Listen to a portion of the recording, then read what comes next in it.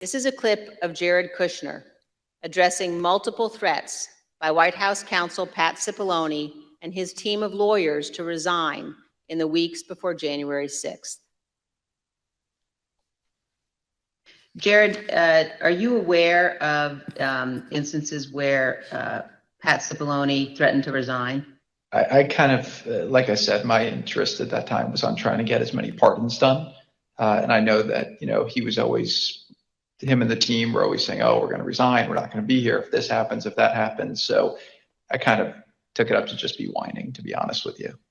So I could do what everybody else has done so far and talk about the most amazing opening statements that anybody has seen at a hearing by Liz Cheney and, of course, by Benny Thompson. But then again, that's not where I'm at. Let me tell you where I'm at. So as I watched last evening's first January 6th insurrection hearing, I was amazed to see the Jared Kushner video. Now, this is what he said in response to the question of his interaction with Trump on that day. And now I quote, "My interest at that time was on trying to get as many pardons done. And I know that was always him and the team were always saying, oh, we are going to resign." Kushner said, of course, in the deposition. So I kind of took it up just to be whining, to be honest with you. All right, so what immediately jumped out to me, and something that has gone completely unnoticed by the media, is the first part of the response, not the second. We all know how much coverage the whining comment has garnered so far, but what about the first part of the response? My interest at that time was on trying to get as many pardons done.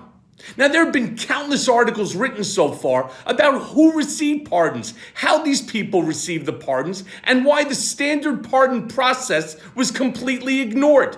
Now, many have alleged a pay-to-play scheme.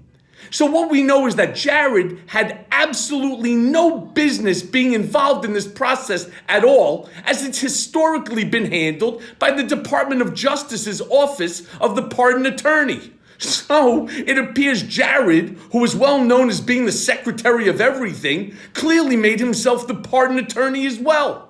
So it's good to know that while democracy was being threatened, police officers being assaulted, and the Capitol under siege, Jared was hard at work, and probably for himself. So yet this is another investigation that needs to be opened by Attorney General Merrick Garland, and it needs to be opened immediately.